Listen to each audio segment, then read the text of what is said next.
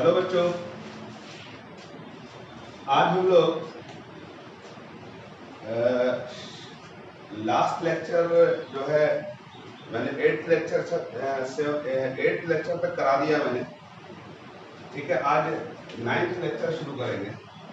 और मैं इसको बता दूं कि ये जो टॉपिक वाइज जो है मैंने लास्ट लेक्चर में आपको ऑस्मोटिक प्रेशर पढ़ा दिया था, याद है ना? मैंने 4 क्वालिटेटिव प्रॉपर्टी पढ़ाई थी। बोलिए कौन कौन सा? Relative lowering of vapour pressure, दूसरा कौन सा था बच्चों? बोलो यार। एलिवेशन इन बॉइलिंग पॉइंट, तीसरा कौन सा था? डिप्रेशन इन फ्रीजिंग पॉइंट, चौथा ऑस्मोटिक प्रेशर। ये 4 क्वालिटेटिव प्रॉपर्टी थी, याद आ गया? और उस पे चारों क्वालिटेटिव प्रॉपर्टी में बच्चों हमको क्या मिला था? Molar mass of unknown solute मिला था, याद है ना? जिस सॉल्यूट का हमको मोलर मास नहीं मालूम है उस फॉर्मूला से निकाल सकते थे। ठीक है बच्चों, अब जो है इस पे मैं उम्मीद करता हूँ कि आप लोगों ने कुछ सवाल बनाए होंगे। ठीक है, तो उस सवाल को बनाइए और जो डाउट वगैरह है वो व्हाट्सएप पर हमें भेज दीजिएगा। ठीक है बच्चों, अब आइए सबसे पहले मैं बता दूं कि आप एनसीईआरटी का ही सवाल फॉलो करना है। ध्यान से समझ लीजिए, एनसीईआरटी को है ना, उसको बढ़िया से है ना पानी में भिगो करके उसका सॉल्यूशन बनाकर पी जाइए। अभी पूरे लॉकडाउन में एनसीईआरटी पूरा स्ट्रिक्टली फॉलो कीजिए और फिर जब चैप्टर पूरा कंप्लीट हो जाए, जब आप एनसीईआरटी गवर्न कर लें बच्चों, तभी जा करके आप जेई का या नीट का क्वेश्चन बैंक उठाएंगे और उससे क्वेश्चन बनाएंगे। ठीक है बच्चों, समझ में आ रही बात? चलिए अब हम लोग आज नया टॉपिक शुरू करने जा रहे हैं बच्चों, want Hoff factor. Want Hoff factor, ठीक है बच्चों, वांट ऑफ फैक्टर। इसको हम लोग बच्चों करेक्शन फैक्टर भी बोलते हैं। क्या बोलते हैं? Correction factor.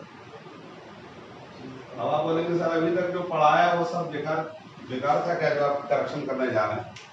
तो देखो बच्चों, इसका करेक्शन फैक्टर का मतलब क्या होता है, क्यों इस्तेमाल करते हैं, इसको समझने के लिए मैं आपको थोड़ी सी बात पीछे से रिकॉल कराऊं कि हम लोगों ने 4 क्वालिटेटिव प्रॉपर्टी पढ़ी थी, याद आ गया?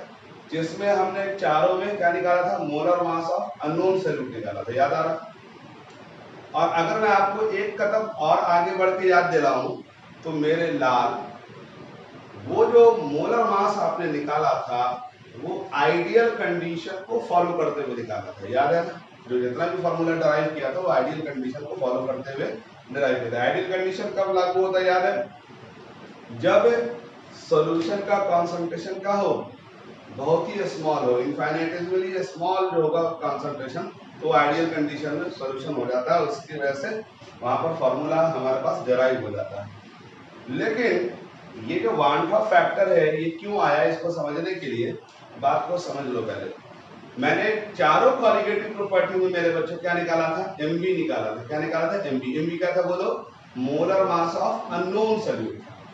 अब ये बताओ कि अगर हम उस फॉर्मूला को किसी भी सब्सटेंस के लिए, अननोन सब्सटेंस के लिए अप्लाई करते हैं, अननोन कंपाउंड के लिए अप्लाई करें, ठीक है, तो वहां जो मोलर मास हम निकालेंगे तो हम क्या उम्मीद करते हैं कि जो फॉर्मूला से मोलर मास हम कैलकुलेट करें, ध्यान से सुनो क्या बोल रहा हूँ, फॉर्मूला लगा करके, चारों में से कोई एक फॉर्मूला लगा करके हम मोलर मास कैलकुलेट करें, तो बताओ कि मोलर मास जो कैलकुलेट होके निकल के आए वो क्या होना चाहिए? वो उस सब्सटेंस के एक्चुअल मोलर मास के बराबर होना चाहिए, तभी ना फॉर्मूला सही माना जाएगा। बोलो, मतलब कि फॉर्मूला सही कब माना जाएगा? जब आप उस फॉर्मूला को लगा करके सॉल्यूट के, अननोन सॉल्यूट के मोलर मास को जो आप कैलकुलेट करें, तो वो फॉर्मूला के हिसाब से अगर आप निकालेंगे मोलर मास, तो वो मोलर मास क्या होना चाहिए? उस सब्सटेंस के एक्चुअल मोलर मास के बराबर होना चाहिए। ठीक, अब इसको मैं और सिंपल भाषा में समझा देता हूँ। जैसे मान लो मेरा वजन 100 किलो है। बोले सर थोड़ा कम हो गया है, रमजान में और कम हो जाएगा इंशाल्लाह। अगर मान लो आप लोगों ने मिलकर के एक फॉर्मूला बनाया कि साहब किसी भी आदमी का हम है ना बिना बैलेंस मशीन पे चढ़े हुए हैं, उसको वजन किए हुए हम उसका वजन पता कर सकते हैं फॉर्मूला से। मान लो आपने कोई फॉर्मूला बना दिया। अब वो फॉर्मूला कब सही माना जाएगा? बोलो, फॉर्मूला तब सही माना जाएगा जब उस फॉर्मूला से मेरा आप जो मास निकालेंगे, ठीक है, और वो मास जो आपने फॉर्मूला से निकाला और हकीकत में जो मेरा मास जो हम बैलेंस मशीन पे खड़े होके निकालते, अगर वो मास और वो मास सेम आ जाए तो हम कहेंगे ना कि साहब ये फार्मूला बहुत धांसू है, बहुत खतरनाक है भाई साहब, किसी भी आदमी का बैलेंस मशीन पे जाए बिना भी फार्मूला से हम वजन निकाल सकते हैं। बात समझ में आ रही है? एग्जांपल समझ में आ रहा? यही कॉन्सेप्ट यहाँ पर लगा देना। आपने 4 कॉलिगेटिव प्रॉपर्टी पढ़ी, चारों कॉलिगेटिव प्रॉपर्टी में एमबी निकाला, तो MB molar mass of unknown solute है, तो वो मोलर मास जो आप अननोन सॉल्यूट का निकाल रहे हैं वो मोलर मास अगर सही होगा यानी फार्मूला से निकाला गया तो वो किसके बराबर आना चाहिए? उस सब्सटेंस के एक्चुअल मोलर मास के बराबर आना चाहिए।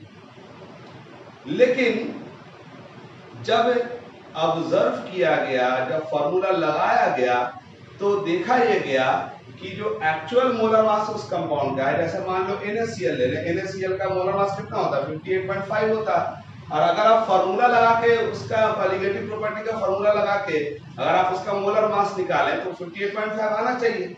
लेकिन फार्मूला में जब आप मोलर मास निकाल रहे हैं तो वो सही तभी मान सकते हैं जब वो फार्मूला से जो मोलर मास निकाले और उसका एक्चुअल में जो मोलर मास बराबर हो। लेकिन ये देखा गया कि जो चारों कॉलिगेटिव प्रॉपर्टी में जो फार्मूला से मोलर मास निकाला तो देखा गया कि कई जगह पे वो मोलर मास जो एक्चुअल मोलर मास है उस कंपाउंड का और फार्मूला से जो मोलर मास निकाला गया वो कई बार सेम आ जाता है, लेकिन कई बार फार्मूला के जो मोलर मास निकाला या तो उससे ज्यादा आ जाता है या उससे कम भी आ जाता है। यानी 3 बातें हो जाती है, या तो फार्मूला के हिसाब से जो मोलर मास निकाला और एक्चुअल मोलर मास बराबर आ गया, या उससे कम हो गया या उससे ज्यादा हो गया। इसका मतलब ये हुआ कि वो जो फार्मूला हमने डेराइव किया कॉलिगेटिव प्रॉपर्टी में वो फार्मूला 100% हर कंपाउंड पे वैलिड नहीं होता है। इसका मतलब ये हुआ कि जो फार्मूला हमने कैलकुलेट किया उसमें गड़बड़ी है। ध्यान से सुनो क्या बोल रहा हूं। इसका मतलब जो कॉलिगेटिव प्रॉपर्टी में जो हमने फार्मूला निकाला वो 100% हर कंपाउंड पे वैलिड नहीं है। इसमें 3 बातें होती हैं, या तो ज्यादा आ जाता है मोलर मास या कम आ जाता है और किसी किसी केस में बराबर भी आ जाता है। इसका मतलब कि ये बात 100% फार्मूला तब सही माना जाता जब हम किसी भी कंपाउंड पे अप्लाई करते और 100% फार्मूला से मोलर मास जो निकालते और जो एक्चुअल में मोलर मास बराबर आ जाता, लेकिन ऐसा हुआ नहीं। इसका मतलब फार्मूला में क्या है मेरे बच्चों? गड़बड़ी है। तो उस गड़बड़ी को दूर करने के लिए वान डॉर्फ नाम के साइंटिस्ट ने उस फार्मूला में करेक्शन किया, करेक्शन फैक्टर जो किया। ठीक बात समझ में आ गई? इसलिए इसको बोलते हैं वान डॉर्फ फैक्टर। बात क्लियर हो गई? तो वान डॉर्फ फैक्टर का दूसरा नाम क्या? Correction factor. ठीक, अब आइए, अब एक सवाल आप हमसे पूछेंगे कि सर फार्मूला जब हमने निकाला था तो उससे जो मोलर मास निकालते थे तो वो कई जगह पर आ जाता था सेम, कई जगह पे ज्यादा आ जा रहा, कई जगह पे कम आ जा रहा, तो आखिर ऐसा हो क्यों रहा है? तो मैं आपको बता दूं उसके पीछे रीजन क्या है। उसके पीछे रीजन ये है मेरे बच्चों कि जो रॉल्स ने जो फार्मूला, रॉल्स आइडियल कंडीशन को फॉलो करते हुए हमने जो फार्मूला निकाला था तो उसमें ये बात एज्यूम नहीं करी गई थी कि कुछ सब्सटेंस या कुछ कंपाउंड ऐसे होते हैं जो सॉल्वेंट में जाके डिसोसिएट भी करते हैं। जैसे फॉर एग्जांपल आप NaCl को ले लो, NaCl का मोलर मास कितना होता है? 58.5 होता है, लेकिन पानी में डालोगे तो क्या होगा? Na प्लस Cl माइनस अलग अलग हो जाएगा कि नहीं हो जाएगा? हो जाएगा ना। अब सोचो आइडियल कंडीशन हमने फॉलो किया, तो आइडियल कंडीशन में सॉल्यूट के बारे में रॉल्स ने एज्यूम किया ही नहीं था कि सॉल्यूट सॉल्वेंट में जाकर डिसोसिएट भी करता है। कुछ सॉल्यूट ऐसे होते हैं जो सॉल्वेंट में जाके एसोसिएट भी कर जाते हैं, जैसे एसिटिक एसिड है। एसिटिक एसिड का मोलर मास कितना होता है? 60 होता है, लेकिन जब सॉल्वेंट में डालोगे तो एसिटिक एसिड आपस में भी हाइड्रोजन बॉन्ड बना लेता है। तो एक मॉलिक्यूल जब दूसरे मॉलिक्यूल से जुड़ गया तो सोचो आप तो एक ही मॉलिक्यूल देख रहे हो लेकिन अंदर तो जाके हुजूर वाला उन्होंने तो दोस्ती कर ली है, वो तो डबल हो गया मॉलिक्यूल, तो उसका मतलब मोलर मास तो डबल आ जाएगा। इसका मतलब ये हुआ कि आइडियल कंडीशन में जो रॉल्स ने कंसीडरेशन में लिया था उसने डिसोसिएशन फिनोमेना और एसोसिएशन फिनोमेना को कंसीडरेशन में नहीं लिया हुआ। और जो सब्सटेंस जाके डिसोसिएट करेगा पानी में, सॉल्वेंट में, या जो सब्सटेंस एसोसिएट करेगा पानी में या सॉल्वेंट में, तो जिसमें डिसोसिएट करेगा उसमें फार्मूला के हिसाब से मास निकालोगे और जो एक्सपेरिमेंट में जो मास निकालोगे ऑब्वियसली अलग अलग हो जाएगा। अगर जो कंपाउंड पानी में जाके एसोसिएट किया है या एसोसिएट करके डाइमर बनाया है या ट्राइमर बनाया है तो वो डेफिनेटली बाहर तो वो सॉल्वेंट के एक मॉलिक्यूल है, लेकिन अंदर जाकर तो वो आपस में जुड़ गया है। तो इसका मतलब ये बात एज्यूम तो रॉल्स ने नहीं की थी, उसने तो आइडियल कंडीशन बोला था। तो उसने कहा था कि सॉल्वेंट सॉल्वेंट मॉलिक्यूल के बीच फोर्स, सॉल्यूट सॉल्यूट मॉलिक्यूल के बीच फोर्स और सॉल्वेंट सॉल्यूट मॉलिक्यूल के बीच फोर्स बराबर होता है। तो उसने तो कोई बात बोला ही नहीं थी कि सॉल्यूट सब्सटेंस में जाकर के सॉल्वेंट में जाकर डिसोसिएट भी करता है या एसोसिएट भी करता है। तो ये गड़बड़ी जो है, इसी वजह से फार्मूला में जो मोलर मास आप निकाल रहे हो वो कई जगह पे गड़बड़ हो रहा है। अब आप एक सवाल और पूछोगे कि सर कुछ कंपाउंड का तो सही भी आ रहा है, तो बोलो सर वो कैसे सही आ रहा है? तो जो कंपाउंड मोरे लाल सॉल्वेंट में जाके डिसोसिएट नहीं किया होगा या एसोसिएट नहीं किया होगा, तो उस कंपाउंड का जो मोलर मास आप फार्मूला से निकालोगे और एक्सपेरिमेंट से मान रहे समझ में है कि नहीं? तो फिर आइए वांट ऑफ फैक्टर हम लोग कैसे अप्लाई करते हैं। तो याद करो वांट ऑफ फैक्टर को हम लोग आई से रिप्रेजेंट करते हैं। किससे रिप्रेजेंट करते हैं बच्चों? आई से। बच्चों ये बहुत इंपॉर्टेंट टॉपिक है, इसलिए इसको आराम आराम से समझना। 2 मिनट ज्यादा लगा लेना, 4 मिनट ज्यादा लगा लेना, समझ में आ जाएगा तो सवाल सब बनना शुरू हो जाएगा।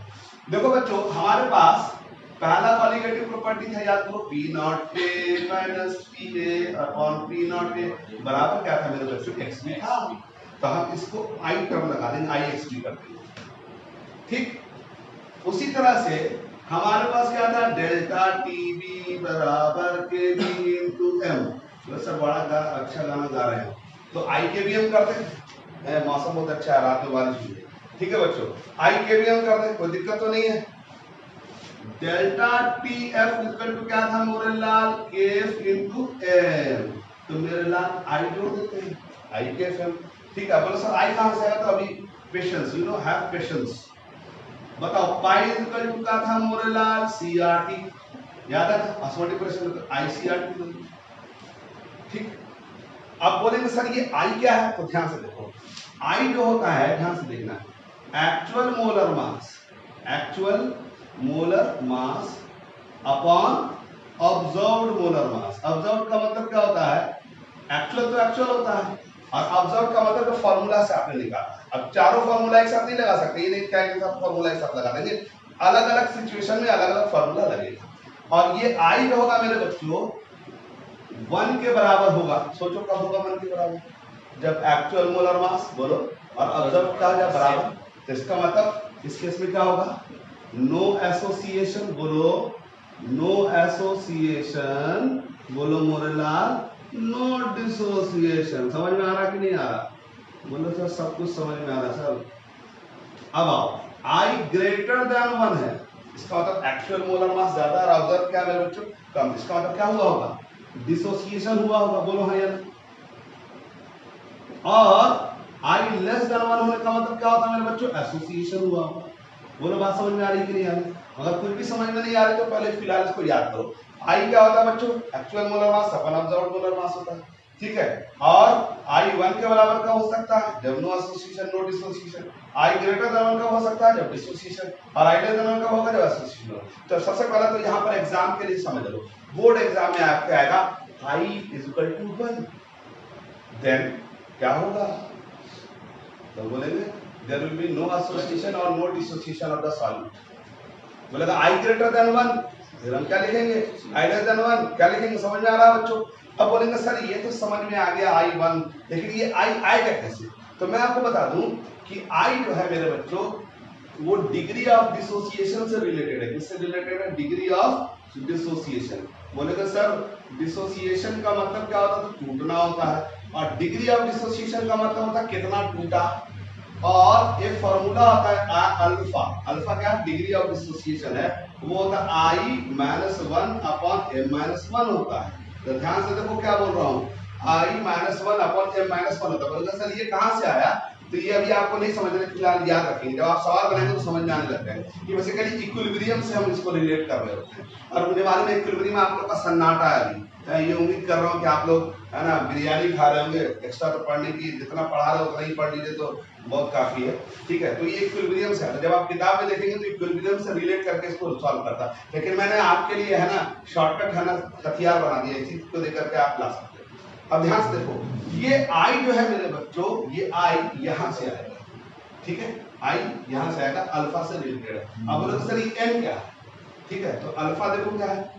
डिग्री ऑफ बोलो बोलो डिग्री ऑफ डिसोसिएशन। बोलो मोरेलाल, बोलो मोरे जिगर के छिलको, ये समझ में आ गया। आई क्या है, बोलो बोलो, वान ऑफ फैक्टर। क्या है मेरे बच्चों, वान ऑफ फैक्टर।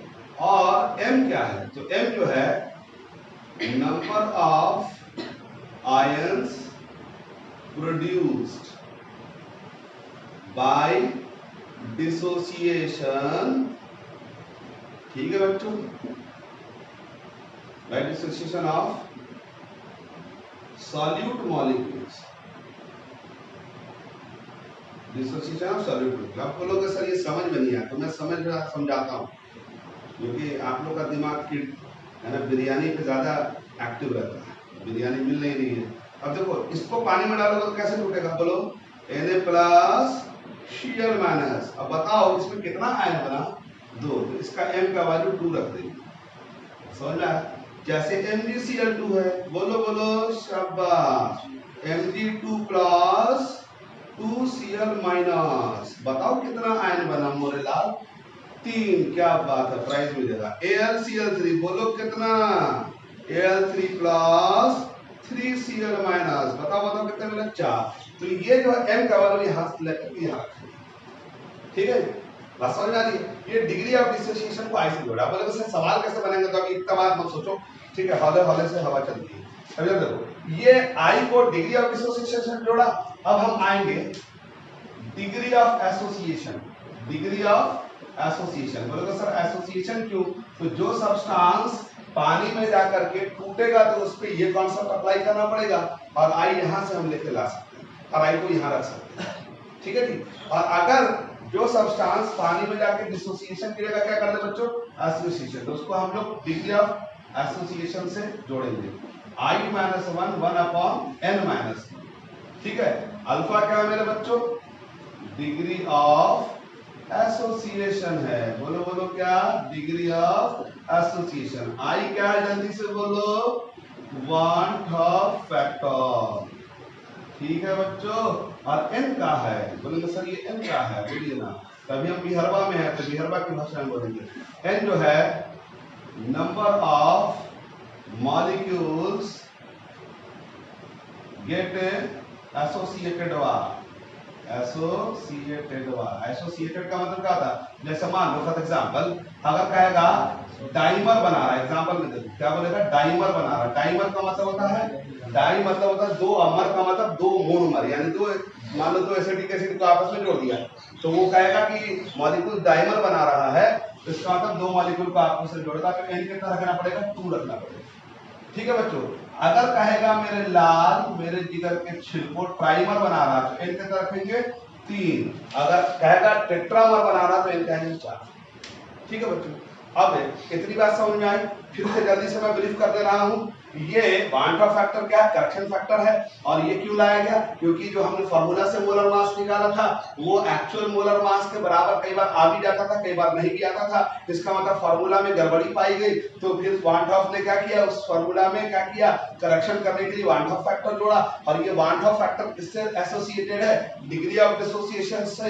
अगर वो सब्सटेंस डिसोसिएट कर रहा है, और अगर वो सब्सटेंस एसोसिएट कर रहा है तो डिग्री ऑफ एसोसिएशन से उसका रिलेशन होगा। और ये फार्मूला आपको याद रखना फिलहाल के लिए। और यहाँ पर आई 1 कब होगा, जब no association, no dissociation, no dissociation. I greater than मतलब, आई ग्रेटर देन 1 का मतलब क्या होगा मेरे बच्चों, डिसोसिएशन। और आई लेस देन 1 का मतलब क्या होगा, एसोसिएशन। बात समझ में आ गई। अब यहाँ पर ये फार्मूला लगाएंगे कि वो फार्मूला लगाएंगे, वो सवाल में खुद ही समझ में आ जाएगा। जैसे बोलेगा 27% डिसोसिएटेड इन द मॉलिक्यूल, तो इसका मतलब अल्फा जो है 0.27 लेना पड़ेगा। बोलेगा सर 27 में 0.27 क्यों लिया, तो 1 में लेके चलेंगे, क्योंकि यहाँ 1 लिया जा रहा, ठीक है बच्चों। 100 में 27 तो 1 में 0.27 हो जाएगा, ठीक है बच्चों। अब आपसे सवाल क्या पूछा जाएगा, तो इसमें सवाल जो है आपको एक नंबर का सवाल पूछेगा डायरेक्ट, आई 1 होने का मतलब क्या होता है, आई ग्रेटर देन 1 होने का मतलब क्या होता है, आई लेस देन 1 होने का क्या मतलब, एक सवाल तो ये पूछेगा, एक नंबर का बोर्ड एग्जाम में गरीब आदमी के लिए सवाल, ठीक। दूसरा इसमें सवाल न्यूमेरिकल के फॉर्म में कैसे पूछेगा, तभी मैं न्यूमेरिकल के फॉर्म में बताऊंगा, फिर कंपटीशन के बारे में बताऊंगा। इसमें आपसे जब पूछेगा, बोलेगा अल्फा निकालो, क्या निकालना पड़ेगा, अल्फा। अल्फा क्या मेरे बच्चों, डिग्री ऑफ डिसोसिएशन। तो अल्फा कब पता चल सकता है, सोच के देखो। अल्फा जो है कब पता चल सकता है, जब एम मालूम हो और आई मालूम हो। एम तो मालूम होगा, वो तो शरीर का सवाल तो मॉलिक्यूल को देख के अंदाजा लगा लेंगे। और टूटा है दो मॉलिक्यूल, दो आयन बना है एम रख देंगे। और आई कहां से लाएंगे, तो आई चारों में से किसी एक केस में से लाके यहाँ पुट कर देंगे, तो आई रख देंगे तो अल्फा निकल जाएगा। ठीक है बच्चों, बात समझ में आ रही। अल्फा निकालने के लिए क्या करना पड़ेगा, एम चाहिए और आई चाहिए, आई यहाँ से चारों में से किसी एक में से ला देंगे। ठीक है बच्चों, दूसरा ये होगा कि अगर आपको दे देगा अल्फा दे देगा, ठीक है, और एम दे देगा, ठीक है, तो आई निकालने को कहेगा। ठीक है, तो या तो इसमें से डायरेक्ट ला सकते हैं आई का वैल्यू, ठीक है, या फिर यहाँ पर आप क्या करेंगे, एमपी वाला फार्मूला मालूम है तो एक्चुअल मोलर मास तो कंपाउंड का मालूम होता है, और एमपी वाले फार्मूला से ऑब्जर्व्ड मोलर मास निकाल लेंगे तो आई निकल जाएगा, आई यहाँ पुट कर देंगे तो अल्फा निकल जाएगा। ठीक है जी। तो इसमें इतनी सारी बात बताने की जगह मैं एक आध दो सवाल अगर बनवा दूंगा बच्चों तो शायद आपको बात समझ में आ जाएगी। ठीक है बच्चों, तो आइए हम लोग एक दो सवाल एनसीईआरटी का पहले बना के देखते हैं। ठीक है बच्चों, समझ में आ रही बात, हौले हौले से हवा चलती है, टेंशन मत लीजिए, मेरा काम है याद करवा देना, ठीक है, और आपका काम है उसको याद रख लेना, क्योंकि आप इससे ज्यादा तो नहीं कर सकता भाई कि भाई है ना याद भी करवा दो हैं और साथ जो है फिर एग्जाम आया तो एग्जाम में लिख के भी आ जाओ, तो ये पॉसिबल नहीं है। ठीक है, चलिए अब हम देखते हैं वन ऑफ फैक्टर पे कोई एनसीईआरटी का कोई सवाल अगर आपको दिख जाता है तो आपको शायद मैं ये आपके सामने प्रकट कर दूं। लेकिन बच्चों है ना, सारी चीजें यहाँ पर जो है बहुत मुश्किल है, लॉकडाउन का मजा ले रहे हैं हम लोग, तो पहले सवाल भी खोजना पड़ेगा कि वो सवाल है कहीं पर दिया हुआ है कि नहीं दिया हुआ। ठीक है बच्चों, और मैंने गलती हो गई मुझसे जो है तो ठीक है बच्चों, तो अब यहाँ पर एक सवाल मैं आपको दे रहा हूं जो वांट ऑफ फैक्टर से एसोसिएटेड सवाल है। देखो ये सवाल करा कि 0.1 molar AlCl3 show 50% dissociation, then calculate the osmotic pressure of solution at 213 degree. ठीक है बच्चों, तो हम कैसे सोचेंगे, देखो बच्चों हमें ऑस्मोटिक प्रेशर निकालना है, इसका मतलब पाइप का क्या आता है CRT। ठीक है बच्चों, तो हमें चाहिए क्या ICRT।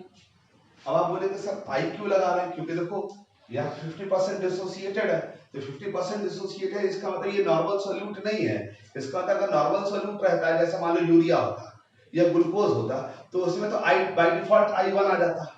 क्यों बोलोगे सर ये कैसे मालूम, तो आई क्या होता है बोलो, एक्चुअल मोलर मास अपन का होता है, ऑब्जर्व होता, तो अगर नो एसोसिएशन नो डिसोसिएशन तो आई बना जाता, तो आई सीआरटी रखो या सीआरटी रखो बात बराबर हो जाएगी, क्योंकि आई तो बनी आ जाएगा। तो इसलिए हमें आई इसलिए लगाना पड़ेगा क्योंकि यहाँ पर 50% डिसोसिएट कर रहा। तो अब बताओ आई चाहिए हमको और सी चाहिए, आर चाहिए और टी चाहिए। ठीक है, तो अब हम कैसे सोचेंगे, तो 0.1 मोलर तो दिया हुआ कॉन्सेंट्रेशन, आर का वैल्यू तो हमको मालूम होता है, टेम्परेचर भी दिया हुआ, तो हम इसको आपको कैसे सोचेंगे, तो आई कैसे निकालेंगे, तो आई किससे रिलेट करेंगे बोलो, डिग्री ऑफ डिसोसिएशन से। तो डिग्री ऑफ डिसोसिएशन का फार्मूला क्या है, I alpha equal to I minus 1 upon M minus 1, ये ना बच्चों। तो अब अल्फा यहां पर कितना रखेंगे, 0.5 रख देंगे। क्यों, क्योंकि 50% डिसोसिएटेड है, 1 में तो 0.5 ही हुआ और आई यहां से निकल जाएगा और एम कितना लेंगे, तो बताओ ये कौन है, AlCl3 बच्चों। AlCl3 कैसे टूटेगा बताओ, AlCl3 के टूटेगा Al3 प्लस बोलो बोलो मोरलाल और 3Cl माइनस एम कितना रख देंगे 4 और 1, तो यहां से आई निकल जाएगा और आई को फिर क्या करेंगे बच्चों, यहां पुट कर देंगे तो आंसर आ जाएगा। समझ आ रहा, मैं इसका आंसर बता देता हूं, सॉल्व आपको खुद कर लीजिएगा। इसका आंसर है 11.28 TM। ठीक है बच्चों, ये आ जाएगा, समझ में आ गया बच्चों। तो अल्फा यहां से रख दिया, आई निकाल दिया, आई को यहां पुट कर दिया, सी मालूम है 0.1, आर का वैल्यू 0.0821 रख देंगे। ठीक है, और टेम्परेचर को केल्विन में लाकर रख देंगे तो ये आंसर आ जाएगा। ठीक है बच्चों, चलिए अब आइए एक सवाल और देख लेते हैं। ठीक है बच्चों, मिटा दो इसको।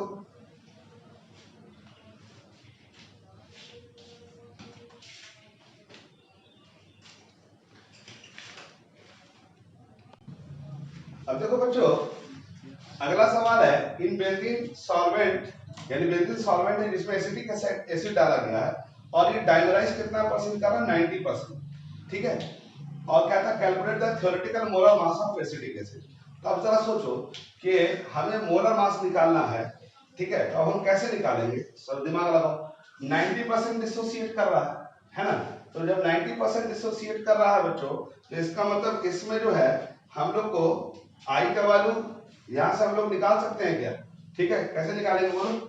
Alpha equal to I minus one upon N minus one, बोलो। ठीक है जी। और यहाँ अल्फा का वैल्यू कितना दिया हुआ बोलो? 0.9। आई निकाल सकते हैं 1 अपॉन, ठीक है, और एन का वैल्यू कितना है बच्चों?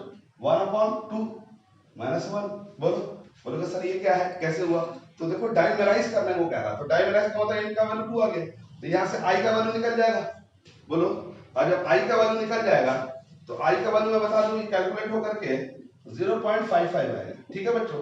अब बताओ कि इसमें कह रहा है कि इसका कौन सा मोलर मास निकालने को कह रहा है? इसका थ्योरेटिकल मोलर मास।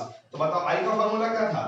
एक्चुअल, बोलो, अपॉन क्या? ऑब्जर्व या थ्योरेटिकल, यानी आप फार्मूला से निकालेंगे। ठीक है, तो अब यहाँ एक्चुअल क्या होगा? तो आई का वैल्यू 0.55 रख दो, और एक्चुअल कितना होगा बच्चों? तो एसिडिक एसिड है तो 60 होगा, और ऑब्जर्व यहाँ से एमबी निकल जाएगा, और ये जो एमबी निकलेगा बच्चों वो एमबी आ जाएगा अप्रॉक्स 109 आ जाएगा। ठीक है बच्चों, बात समझ में आ गई? इस तरह से इसको बना सकते हैं। ठीक है, तो आप आज वांट ऑफ फैक्टर पे सारा सवाल आप लोग बना के आइएगा, और इस पे जो है आपको जितना ज्यादा सवाल बनाएंगे उतनी बातें समझ में आ जाएगी। ठीक है बच्चों, मिटा रहा हूं इसको। अब मैं आपको थोड़ी एक्स्ट्रा बात और बता देता हूं, और वो क्या है? Application of want Hoff factor. Application of want Hoff factor. Want Hoff factor का एप्लीकेशन देखो बच्चों, कई बार आपने देखा होगा कि कुछ सवाल ऐसे होते हैं जो रहते हैं फिजिकल केमिस्ट्री के सवाल, लेकिन बच्चे उसको समझते हैं कि ये इनऑर्गेनिक के सवाल है। ठीक है जी। तो जैसे आपसे कहेगा बॉइलिंग पॉइंट के आधार पर सजा दो, ठीक है, या ऑस्मोटिक प्रेशर के आधार पर सजा दो, तो उस तरह का जब सवाल आता है तो, या वेपर प्रेशर के आधार पर सजा दो, तो आमतौर पे बच्चा क्या करता है कि वो सोचता है कि ये रटने वाला क्वेश्चन, इसको छोड़ देता है। ठीक है जी। अब मैं एक एग्जांपल से समझाता हूँ। जैसे एक यूरिया है, ठीक है, NaCl है, MgCl2 है, और AlCl3, बोलो। ठीक है, और सबका जो है 0.1 मोलर सोल्यूशन है, मान लो सबका 0.1 मोलर सोल्यूशन है। ठीक है बच्चों, और अगर मैं इसे कहूं कि वेपर प्रेशर के आधार पर सजाओ, इसके सॉल्यूशन को वेपर प्रेशर के आधार पर सजाओ, तो आप कैसे सोचेंगे? ठीक है, तो सोचने का तरीका बताता हूं। ठीक है, फिर मैं आपको सीधे सीधे बता दूंगा कि कैसे निकालते हैं। बताओ कि इस चारों कंपाउंड में अगर हम ये मान के चलें कि ये सब है ना 100% टूटने वाला है, 100% डिसोसिएट कर रहा है। ठीक है, बोलोगे सर यूरिया तो डिसोसिएट नहीं करता। हाँ, यूरिया डिसोसिएट नहीं करता। ठीक है जी। अब बताओ कि सबसे ज्यादा डिसोसिएट जो है, अगर मैं कहूं कि इन चारों में सारे, क्योंकि सबका डिग्री ऑफ डिसोसिएशन जो है सेम माना जाएगा, अल्फा 1 मान लिया जाएगा। क्या माना जाएगा बच्चों? अल्फा 1 माना जाएगा। क्यों? क्योंकि जब भी ये सवाल पूछेगा तो बाय डिफॉल्ट अल्फा 1 मानना पड़ेगा, क्योंकि वो कहेगा ऑल आर स्ट्रॉन्ग इलेक्ट्रोलाइट। तो ऑल आर स्ट्रॉन्ग इलेक्ट्रोलाइट का क्या मतलब होता है कि वो 100% टूटा, तो बाय डिफॉल्ट अल्फा 1 आ जाएगा, क्योंकि अल्फा जो है 1 तभी आ सकता है जब वो सब्सटेंस पानी में 100% टूट जाए। तब बताओ जब ये सब 100% टूटा, खाली ये तो टूटेगा नहीं क्योंकि ये कोवेलेंट कंपाउंड है, ये टूटेगा। अब बताओ सबसे ज्यादा आयंस किसमें बनेंगे? डेफिनेटली इसमें 4 आयंस बनेंगे, इसमें 3 आयंस बनेंगे, इसमें 2 आयंस बनेंगे, इसमें आयंस नहीं बनेगा। ठीक है, एक अकेला मॉलिक्यूल रहेगा। अब बताओ कि सबसे ज्यादा जो है अगर ये टूटेगा तो 4 टाइम आयन जनरेट करेगा। तो बताओ कि अगर 1 मोल अगर होता है AlCl3, तो वो पानी में जाकर 4 मोल के बराबर हो जाता है कि नहीं हो जाता? क्योंकि वो 4 टाइम टूटेगा ना। AlCl3 कैसे टूटेगा? सोचो, Al3 प्लस और 3Cl माइनस। तो बताओ सबसे ज्यादा कॉन्सेंट्रेटेड सॉल्यूशन कौन होता? डेफिनेटली जिसमें आयन ज्यादा होंगे, जिसका M वैल्यू ज्यादा होगा। ठीक है, तो यहां से यहां जा रहे हैं, यहां से जहां जा रहे हैं, M क्या हो रहा है? M याद है ना, अभी पढ़ाया था मैंने, M इंक्रीज कर रहा है। तो जब M इंक्रीज करेगा, ठीक है, तो जब M इंक्रीज करेगा तो I भी इंक्रीज करेगा। क्या होगा? I इंक्रीज करेगा, और I इंक्रीज करेगा, सोचो ध्यान से, M इंक्रीज किया तो I इंक्रीज करेगा, ठीक है, तो इसका मतलब सबसे ज्यादा कॉन्सेंट्रेटेड सॉल्यूशन ही होगा। अब बताओ कि सबसे ज्यादा कॉन्सेंट्रेटेड सॉल्यूशन ये है, तो इसका मतलब सबसे कम इवेपोरेशन होगा इसका, क्योंकि जितना ज्यादा कॉन्सेंट्रेटेड सॉल्यूशन होगा उसका रेट ऑफ वेपराइजेशन उतना कम होगा। तो इसका मतलब यहां से अगर यहां जाएंगे तो वेपर प्रेशर क्या होगा, डिक्रीज कर जाएगा, यानी सबसे ज्यादा वेपर प्रेशर इसका होगा, सबसे कम वेपर प्रेशर इसका होगा। इसका मतलब हम यूं कहें कि vapour pressure is directly proportional to i कह दूं तो आपको गुस्सा तो नहीं आएगा ना, क्योंकि जिसका आई ज्यादा उसका वेपर प्रेशर होता है। अब आई किसका ज्यादा है तो बताओ, alpha equal to I minus 1 upon क्या होता है, m माइनस 1 होता है। तो अल्फा स्ट्रॉन्ग इलेक्ट्रोलाइट के लिए 1 मानना है अपने आप, क्योंकि वो खुद क्या स्ट्रॉन्ग इलेक्ट्रोलाइट है। तो अल्फा 1 और m जितना ज्यादा होगा आई भी उतना ज्यादा होगा। तो vapour pressure is directly proportional to i, यानी वेपर प्रेशर डायरेक्टली प्रोपोर्शनल, यानी वेपर प्रेशर क्या होगा, जितना, सॉरी उल्टा बोल दिया मैंने, इनवर्सली प्रोपोर्शनल टू आई। ठीक है, जिसका आई ज्यादा होगा उसका वेपर प्रेशर उतना कम हो जाएगा, नहीं, क्योंकि जिसका m ज्यादा उसका I ज्यादा, तो जिसका m ज्यादा उसका I ज्यादा, यानी उसका कंसंट्रेशन ज्यादा, तो इसका तो उसका वेपर प्रेशर उतना कम। ठीक है, और P नॉट ए यानी relative lowering of vapour pressure, ध्यान से देखो, relative lowering of vapour pressure is directly proportional to I। अब इसका क्या मतलब होता है, फॉर्मूला याद करो, P नॉट ए बोलो minus P A upon P naught ए, याद करो, यही है ना, ये किसके बराबर था, xb के बराबर था। अब आई एक्स भी था नहीं, तब दिमाग लगाओ, मैंने क्या कहा, जितना ज्यादा आयंस बनेगा, हमको देखो जितना ज्यादा आयंस बनेगा यानी m ज्यादा हुआ, m number of ions generated है, m ज्यादा होगा तो I ज्यादा होगा, I ज्यादा होगा तो वेपर प्रेशर क्या होगा, कम होगा। अब ध्यान से देखो, वेपर प्रेशर क्या है, सॉल्यूशन का, तो अगर वेपर प्रेशर सॉल्यूशन का कम है, ध्यान से देखो ये vapour pressure of pure water, तो अगर उस सॉल्यूट को डालेंगे तो वेपर प्रेशर उतना कम हो जाएगा, तो रिलेटिव लोअरिंग उतना ज्यादा हो जाएगा कि नहीं आएगा, क्योंकि डिफरेंस बढ़ जाएगा। तो relative lowering of vapour pressure directly proportional to i होगा, और inversely proportional to vapour pressure होगा आई के। इसका मतलब अगर इस सवाल में कहते सजा दो उसको वेपर प्रेशर के आधार पे, तो सबसे ज्यादा जो वेपर प्रेशर होगा किसका होगा बोलो, यूरिया का, फिर किसका होगा, NaCl का, फिर किसका होगा, MgCl2 का, और सबसे कम वेपर प्रेशर AlCl3 का होगा। बात समझ में आ रही कि नहीं आ रही, ठीक, यानी जिसका I ज्यादा उसका वेपर प्रेशर सबसे कम होगा। और अगर क्या रिलेटिव लोअरिंग के आधार पर से यानी डिफरेंस ज्यादा किस में आ रहा, तो डेफिनेटली ये जितना ज्यादा कॉन्सेंट्रेटेड सॉल्यूशन होगा पीए का वैल्यू उतना क्या हो जाएगा बच्चों, कम हो जाएगा, तो डिफरेंस उतना होगा। जिसका था अगर ये जो हमने सजाया किसके आधार पर सजाया, वेपर प्रेशर के, और अगर रिलेटिव लोअरिंग के आधार पर सजाएंगे तो ट्रेंड क्या हो जाएगा बच्चों, उल्टा हो जाएगा, यानी कि सबसे ज्यादा रिलेटिव लोअरिंग किसका होगा, यहां से यहां जाएंगे तो रिलेटिव लोअरिंग क्या होगा, इंक्रीज करेगा। बात समझ में आई कि नहीं आई, ठीक है। अब कुल मिलाकर के एक बात हम सीधा सीधा याद रखो कि जिसका आई ज्यादा, ध्यान से सुनो, जिसका आई ज्यादा, आई किसका ज्यादा बोलो, जिसका एम ज्यादा, जिसका एम ज्यादा उसका आई ज्यादा, जिसका आई ज्यादा उसका कंसंट्रेशन ज्यादा, उसका कंसंट्रेशन ज्यादा तो उसका वेपर प्रेशर उतना कम, उसका रिलेटिव लोअरिंग वेपर प्रेशर उतना ज्यादा। बात क्लियर हो गई।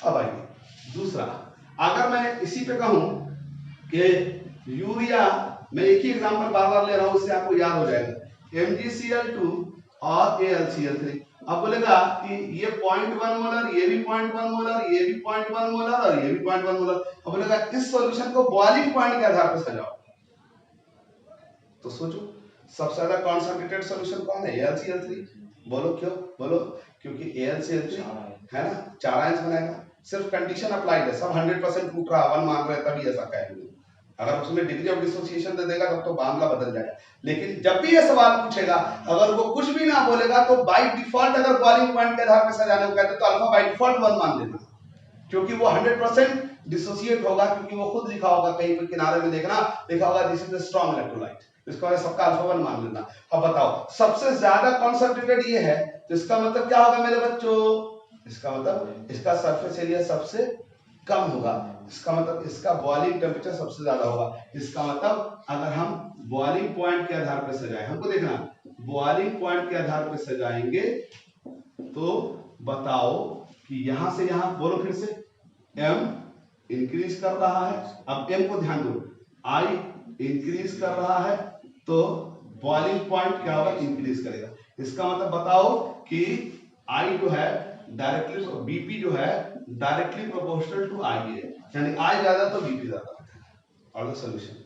अब बताओ अगर कहेगा इसको है ना इलिवेशन इन बॉइलिंग पॉइंट के आधार पर से, तो बताओ इलिवेशन का मतलब क्या होता है, डेल्टा टीबी इक्वल टू आई के बी इनटू एम। अब बताओ बॉइलिंग पॉइंट ज्यादा तो इसका मतलब डेल्टा टीबी भी ज्यादा। डेल्टा टीबी किसके बराबर था बोलो, डेल्टा टीबी क्या था, final boiling point initial boiling point. तो इसका मतलब डिफरेंस अगर ज्यादा कब हो सकता है, जब बॉइलिंग पॉइंट ज्यादा हो सॉल्यूशन का। तो बॉइलिंग पॉइंट ज्यादा कब हो सकता है, जब आयन ज्यादा बने। आयन ज्यादा बनेगा कंसंट्रेशन ज्यादा होगा, कंसंट्रेशन ज्यादा होगा तो सरफेस एरिया कम होगा, तो बॉइलिंग पॉइंट ज्यादा होगा, तो बॉइलिंग पॉइंट ज्यादा होगा तो एलिवेशन ऑफ बॉइलिंग पॉइंट भी ज्यादा होगा। इसका मतलब कि यहां से यहां जाएंगे तो डेल्टा टीबी भी इंक्रीज करेगा, यानी जो ट्रेंड बीपी का वही ट्रेंड डेल्टा टीबी का। बात समझ में आई, क्लियर। तो बॉइलिंग पॉइंट ऑफ सॉल्यूशन में सबसे ज्यादा बॉइलिंग सॉल्यूशन ही होगा, सबसे कम बॉइलिंग सॉल्यूशन ही होगा। बात क्लियर है। अब मैं इसको तीसरा प्रॉपर्टी पे अप्लाई कर रहा हूं और वो है depression in freezing point. Depression in freezing point. अब बताओ डिप्रेशन याद है ना, फ्रीजिंग पॉइंट क्या हो रहा था, घट रहा था। घट रहा था यानी कि घट रहा था, हमको देखा घट रहा था यानी कि जो चीज 0 डिग्री पे जमनी थी वो -10 पे जम रही है, इसका मतलब डिप्रेस हो रहा, फ्रीजिंग पॉइंट नीचे की तरफ भाग रहा। तो अगर डिप्रेशन इन फ्रीजिंग पॉइंट के आधार पर सजाओगे तो बताओ सबसे ज्यादा डिप्रेशन किसका होगा। तो सोचो सोचो सबसे ज्यादा आयंस इसमें बना है, बोलो। तो सबसे ज्यादा आयंस इसमें बना है, इसका मतलब सबसे ज्यादा कंसंट्रेशन इसका, तो इसका मतलब सबसे ज्यादा कंसंट्रेशन है, इसका मतलब इसका रेट ऑफ वेपराइजेशन उतना कम होगा, तो इसका रेट ऑफ वेपराइजेशन कम होगा, इसका मतलब इसका वेपर प्रेशर उतना कम होगा, तो इसका वेपर प्रेशर कम होगा, इसका मतलब वो कंडेंसेशन की तरफ भागेगा। इसका मतलब कि जरा सोचो कि अगर इन सबको सजा दे तो यहां से यहां जाएंगे तो बताओ बताओ क्या होगा, m क्या होगा, इंक्रीज कर रहा। अब बोलो m इंक्रीज कर रहा तो i क्या होगा, इंक्रीज करेगा। तो i जो इंक्रीज करेगा इसका मतलब फ्रीजिंग पॉइंट क्या होगा, डिक्रीज करेगा। ठीक, फ्रीजिंग पॉइंट क्या होगा, डिक्रीज करेगा। इसका मतलब freezing point directly proportional to i होगा। i ज्यादा होगा तो फ्रीजिंग पॉइंट उतना क्या होगा, फ्रीजिंग पॉइंट i होगा, इसको मतलब डिक्रीज कर देगा। ठीक है बच्चों। और डेल्टा टीएफ के डायरेक्टली प्रोपोर्शनल, क्योंकि जितना ज्यादा डिफरेंस होगा आई बढ़ जाएगा, आई ज्यादा होगा तो डेल्टा टीएफ ज्यादा हो जाएगा। ठीक है बच्चों, बात समझ में आ गई। ठीक, अब एक लास्ट बात और वो क्या है मेरे बच्चों, चौथी बात, ऑस्मोटिक प्रेशर। किसके, ऑस्मोटिक प्रेशर। और ऑस्मोटिक प्रेशर किसके बराबर होता है, पाई इक्वल टू आईसीआरटी से। तो कंसंट्रेशन ज्यादा होगा तो क्या होगा, पाई ज्यादा होगा। ठीक है, इसका मतलब अगर यहां से यहां गए तो बताओ इधर से यहां जा रहा है तो क्या हो रहा है, कंसंट्रेशन क्या हो रहा है, इंक्रीज कर रहा है, m इंक्रीज कर रहा। बोलो इसका मतलब कंसंट्रेशन क्या हो रहा है, इंक्रीज कर रहा। बोलो अब कंसंट्रेशन इंक्रीज कर रहा है तो क्या होगा, यहाँ i भी क्या हो रहा है, इंक्रीज कर रहा है, तो पाई भी क्या होगा, इंक्रीज करेगा। यानी कि pi is directly proportional to i, यानी ऑस्मोटिक प्रेशर के आधार पे क्या होगा, सबसे ज्यादा उसका ऑस्मोटिक प्रेशर। बात समझ में, कोई प्रॉब्लम इसमें। ठीक है, तो आज की क्लास हम लोग यही कंप्लीट करेंगे, इसको पढ़ते हैं।